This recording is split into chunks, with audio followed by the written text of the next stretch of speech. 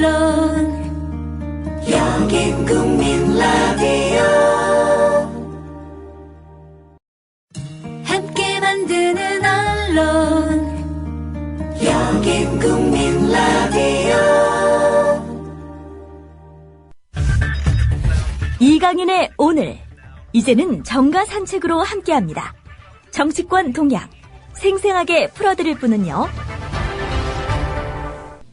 정가 산책 오늘부터 사흘간 맡아주실 최영일 평론가님, 안녕하세요. 네, 안녕하세요, 선생님. 유명하신 분인데 이렇게 갑자기 섭외를 해서 죄송합니다. 아유, 저는 그냥 막 갖다 쓰시면 좋은 겁니다. 무슨 말씀을요. 네. 특히 국민TV는 언제든 대환영이죠. 아침에 일주일에 2번인가, 정승조 네, 아나운서와 함께 정가 레이더도 하고 계시죠? 네, 맞습니다. 네, 저도 거기 후기 가봤더니 최영일만한 사람 하나도 없다. 뭐 이렇게 다들 그렇게 쓰여 있던데요. 아주 이게 나쁘끄러운 얘기죠. 그래서 많이 배우겠습니다. 선배님들이 계신데 원래 제가 영광스러운 건 이강윤 선생님 맡아서 해주시다가 네. 이렇게 이제 프로그램 MC 맡으셔서 저한테 기회가 온 거잖아요. 아유, 무슨 말씀을요. 자, 새정치연합 비상대책위원회 띄웠지 않습니까? 그렇죠.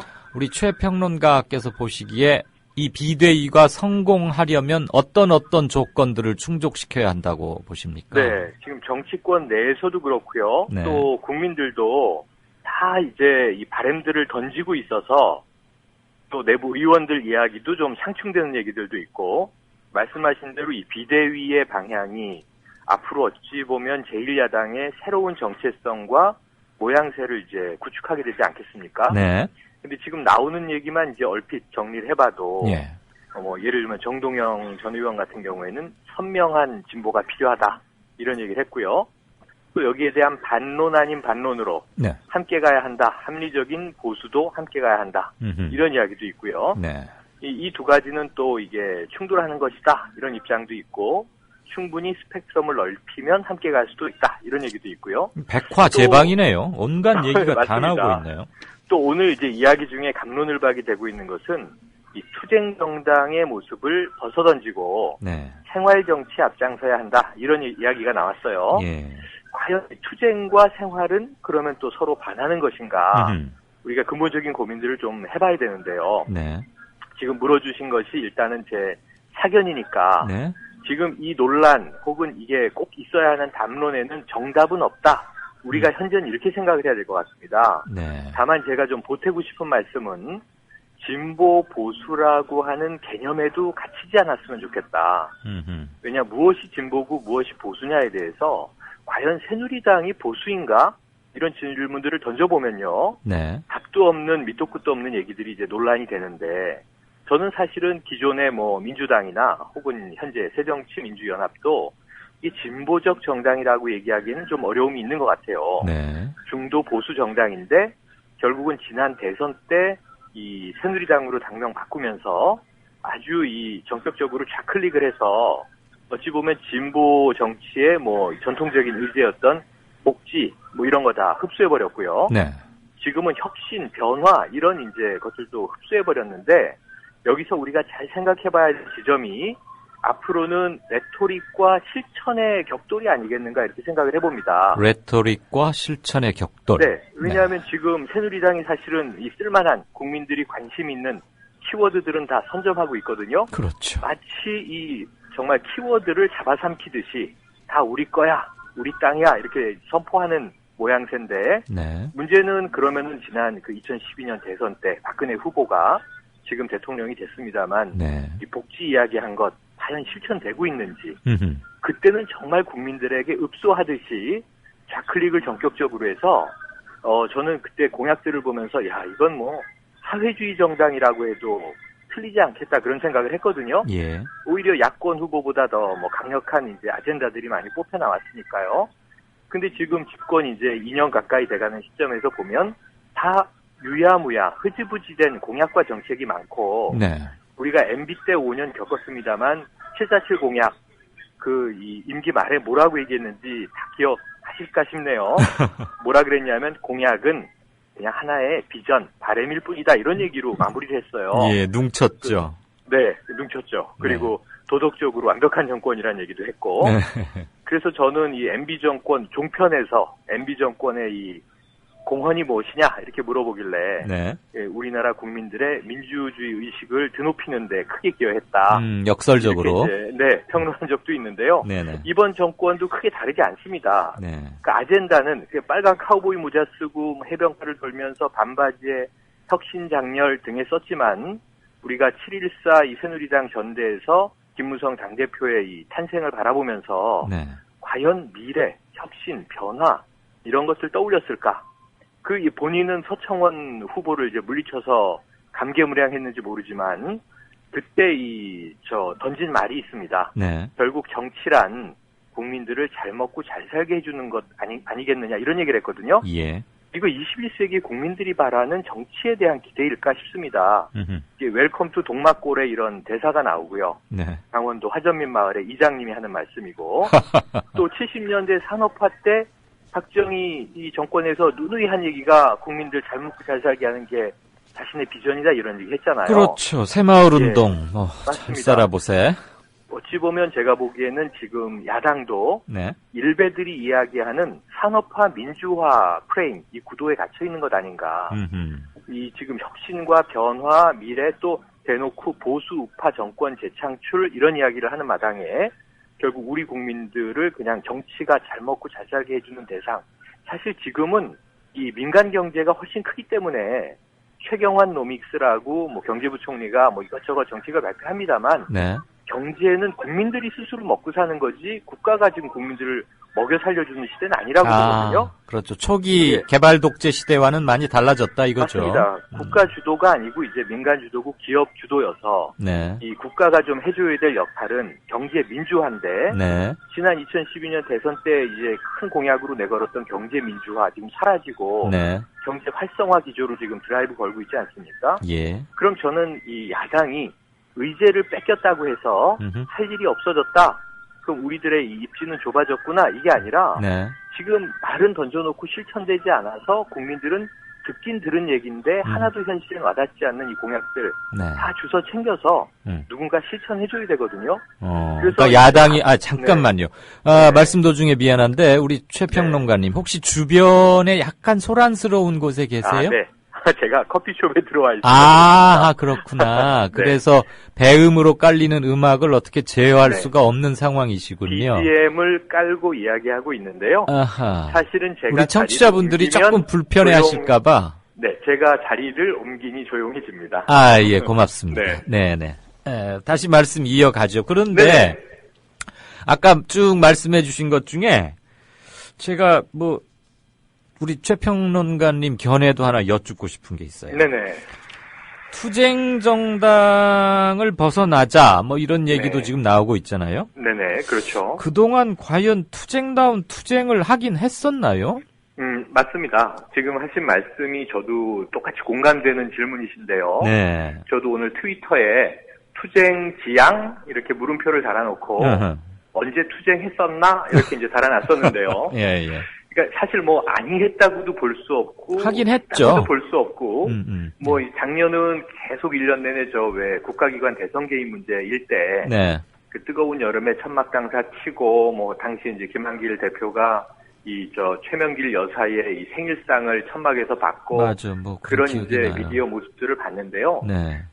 이 본인들은 했다고 얘기할 수 있습니다. 그럼 했다고 하면 그 했다고 또 부분적으로 인정해 줄 수 있는데 투쟁을 지향해야 될 문제가 아니라 좀 재래식 투쟁을 해온 것 아닌가. 투쟁의 방식이 문제가 아닌가. 또는 투쟁을 당은 야당은 한다고 했고 의원들은 참여를 했는데 거기에 국민들이 공감하면서 야당의 투쟁이라고 하는 것은 국민들이 참여할 수 있어야 되거든요. 여당이야 이 집권 여당 내부에서 싸우는 건 투쟁이라고 우리가 하지 않고 이전 투구나 기득권, 주도권 다툼이라고 할 수 있겠는데 여야를 구분해서 야당이 투쟁을 할 때는 그 투쟁은 국민을 위한 투쟁인 거고요. 어차피 집권 여당이 받아주지 않는 국민의 여망을 받아서 투쟁을 해야 되는 것이기 때문에 그래도 지금 세월호 특별법 문제 결국은 여야가 국회 내에서 타결 지어야 되기 때문에 이 유가족들 편에 야당이 쓰려고 노력하는 모습 이것도 투쟁이다 저는 인정해 줄 수 있습니다. 근데 문제는 그 투쟁의 흐름과 방식, 방향에 더 많은 국민들이 공감하고 참여하게 해야 되는데 저는 집권 여당의 폐해가 아까 리포트 이 광주 비엔날레 말씀 주셨잖아요. 네네. 지금 신메카시즘으로 가다 보니까 이 대통령 공약은 100% 대한민국 국민 대통합 이렇게 걸었는데 네. 그 어느 시대보다 국민들이 이 철진한 이데올로기 때문에 갈기갈기 찢겨 있는 상황이라고 보거든요. 예. 그러니까 이 여당은 국회에서는 항상 방탄, 이 디펜스를 하기 위한 마치 우리가 광화문 광장에서 늘 전투경찰들이 방어막을 치는 것 같은 정치를 하고 있는데 야당은 이 폐쇄에 대결하기 위해서는 개방이라고 하는 정책을 들고 나와야 되는데 야당 스스로 고립되어 있었던 양상이다. 그럼 여러 가지 흘러간 이유가 있다고 봅니다.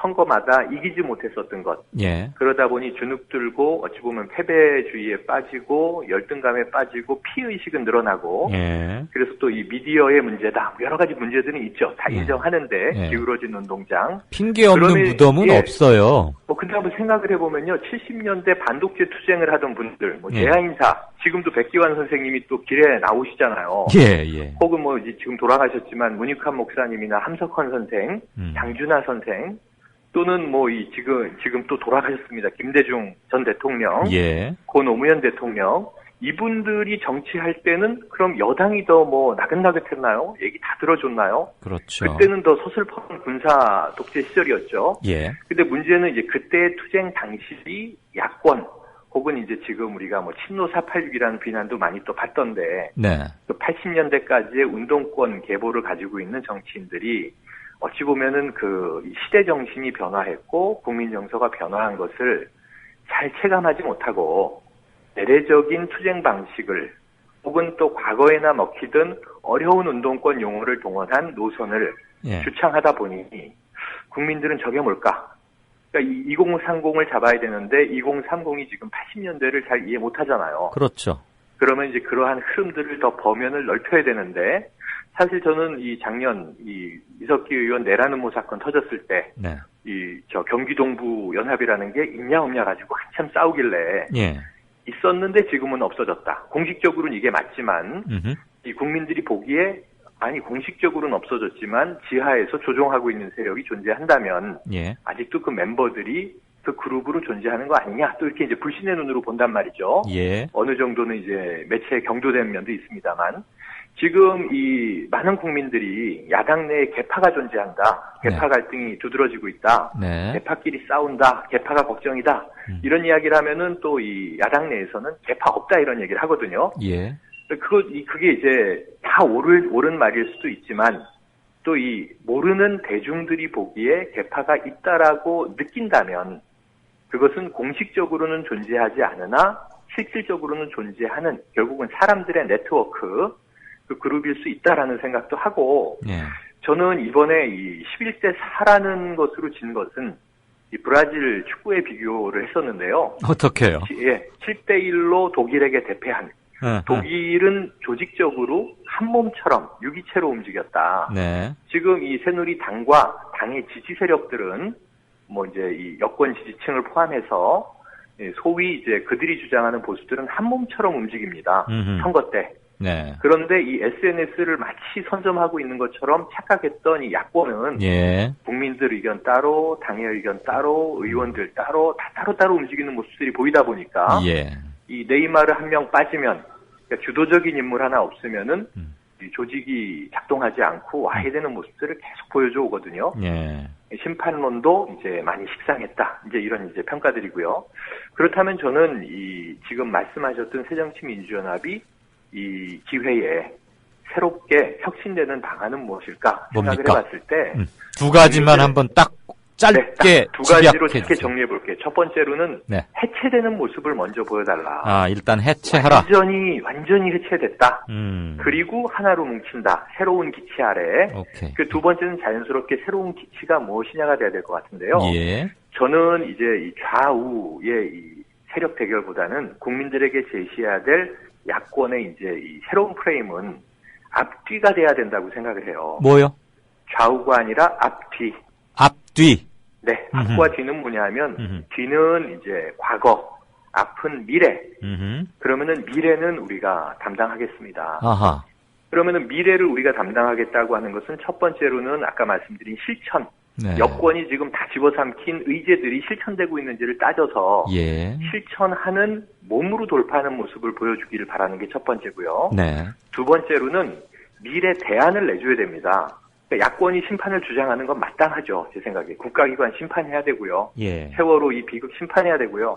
하나도 이 정권에서 해결되고 있는 게 없기 때문에 심판해야 되는데 자, 어떻게 심판하고 그 다음에 어떻게 재발 방지를 하자라고 하는 구체적인 대안들을 끄집어내되 지금 야권이 디테일을 하지 않았다는 생각은 안 합니다. 네. 그래도 뭐 당사자들 이야기를 듣고 합의안을 마련하고 여권에 발의하고 하긴 하는데 거시적인 부분에서의 우리가 비전이라고 이야기하는 것이 야권에 보이지 않았었던 것 아닌가.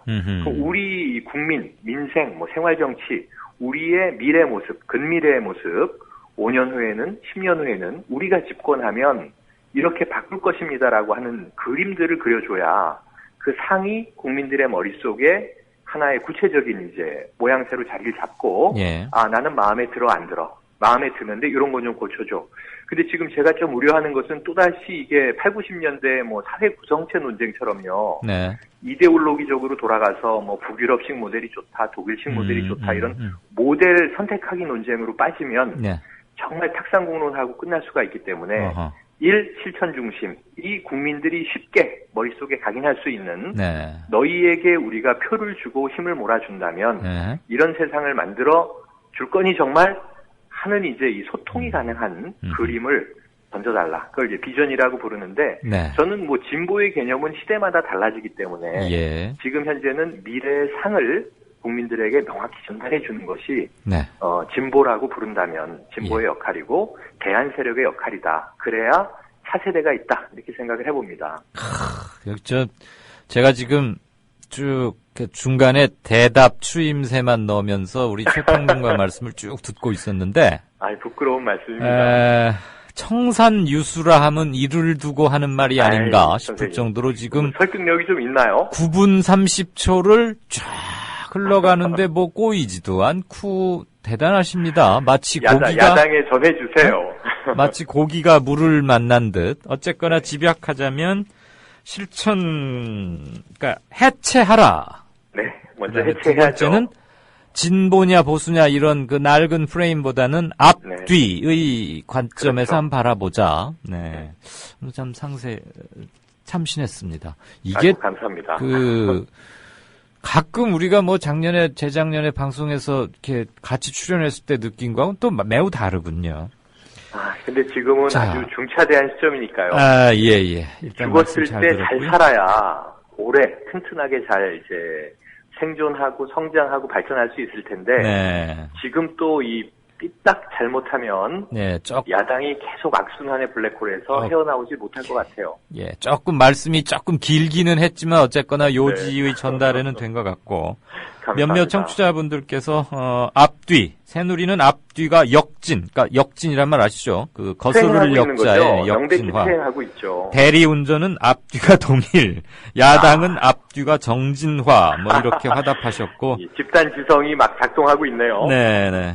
고기 구울 때도 좌우는 없고 앞뒤만 있다는데 민주당에도 좌우가 아닌 앞뒤라 비전이라는 거죠. 뭐 이렇게 간접적으로 지지를 3차원이 되겠네요. 좌우, 전후, 상하 이렇게 해서 입체네요. 자, 그러면 오늘 이제 두 번째 질문은 조금 짧게 정리를 해주셨으면 좋겠습니다. 네네.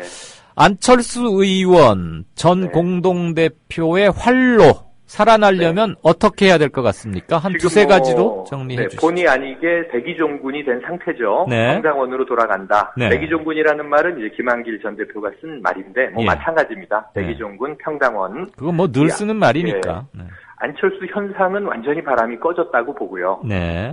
그래서 그것을 뭐 다시 꺼진 불씨를 살려보겠다라고 노력하지 말고 이 지금 당 조직과 같은 이제 운명인데 죽었으니까 정치적으로는 이 다시 부활의 길을 찾아야 되는데 이 사실 정치 신이지 않습니까? 그렇죠. 2011년 서울시장 후보로 나오려고 하다가 박원순 시장 후보를 밀어주고 당선시키는데 큰 일을 하고 오히려 정치권 밖에서는 이 청년 멘토로 그 안철수 현상을 이어갔지만 옛날 얘기는 조금 줄이시고 들어와서, 그래서 작년 4월 재보선으로 들어와서 그때 배우는 자세로 정치 시작하겠다 그랬거든요. 근데 이제 1년여가 됐는데 아직도 학생이잖아요. 정치 학생. 그렇죠. 근데 너무 큰 무거운 짐을 졌었던 것 같아요. 이제 십자가를 내려놓은 상태이니 초심으로 돌아가서 제 생각에는 안철수 의원이 살아나는 유일한 방법은 호흡이 길어지는 수밖에 없습니다. 뭐 빨리 다음 대선에서 내가 다시 대권 주자로 급부상하겠다 이런 생각하지 마시고 아직 젊으니까 10년지 대계를 개인적으로 세워서 마지막에 웃을 수 있는 정치인이 되지 않으면 마음이 조급해지면 계속 스텝 꼬일 거고요. 제가 보기에는 3월 2일에 좀 이 명분 없는 이 제3지대 신당 창당 그게 문제였던 것 같은데 차라리 안철수 세력을 작아도 강한 조직으로 차근차근 만들어가는 실험을 했었더라면 어떨까? 어디서? 당 밖에서? 네, 신당으로. 자기 당으로? 지난 3월에. 그러니까 그렇죠. 삼성전자에 취직하지 말고 자기 벤처를 하나 창업했어야 한다? CEO잖아요. 이분이 M&A로 갑자기 너무 큰 조직의 CEO가 돼버린 거예요. 그래서 다시 벤처 정신으로 돌아가서 재창업을 했으면 좋겠다. 1인 기업이어도 좋다. 저는 이렇게 생각을 해보고요. 그럼 민주당에서 나가서 다시 안철수표 정당을 하나 만들어라? 아닙니다. 지금 어차피 전 당대표가 됐고 평당원이니까 새정치민주연합의 지분을 가지고 열심히 갑론을박엔 참여해야죠. 그 안에서 안철수의 독창성을 확보해라? 그럼요. 자기 우선 이 안철수라는 정치인으로 살아남아야 그 다음에 자기 세력화, 조직화 가능한데 어차피 새정치민주연합의 미래에는 개파 해체하고 하나로 뭉쳐야 가능하지만 하나의 깃발 아래 그 안에 전문 영역과 대안 세력은 다양할 것이거든요. 그러니까 생태계를 이루는데 그 안에 안철수의 집도 하나 마련해야죠. 근데 이제 당장 주문하기는 급하게 다시 튀어올라올 생각은 접으시고 5년 10년 바라보고 천천히 소의 걸음으로 묵묵하게 가면 국민들이 인정해 줄 날이 올 것이다 이렇게 보고요. 좀 강해지고 단호해지는 자기 수련을 했으면 좋겠어요. 그리고 얻어맞고 소림사에 들어가면 무예를 열심히 갈고 닦아서 이제는 내공이 세져서 나와야죠. 아무튼 초창기 안철수 팬덤 또는 신드롬에 너무 연연해하지 말고 그건 잊어버려라. 그럼요. 안철수 열풍은 끝난 지 오래다. 이제 다시 시작하되 길게 보고 해라. 올해는 아니고 최근에 꺼졌다고 봅니다만 꺼진 것은 꺼진 것이다. 이렇게 봐야죠. 운동화끈 풀러서 새로 잘 고쳐매라. 뭐 이 정도로 정리하죠. 네, 좋습니다. 무슨 강의 듣고 난 기분입니다. 아유, 대선배님 앞에서. 별 말씀을요. 앞으로 3일 동안 오늘을 포함해서 우리 최영일 평론가만의 독특한 시각으로 정가, 그다음에 전망과 분석 이렇게 해보겠습니다. 오늘 말씀 잘 들었습니다. 내일부터는 음감 좋은 데서 대기하고 있겠습니다. 그럼 더더욱 좋고요. 유선 전화가 확보 가능하면 더 감사드리고요. 고맙습니다. 네, 고맙습니다. 지금까지 정가 산책 최영일 정치평론가와 함께 얘기 나눠봤습니다.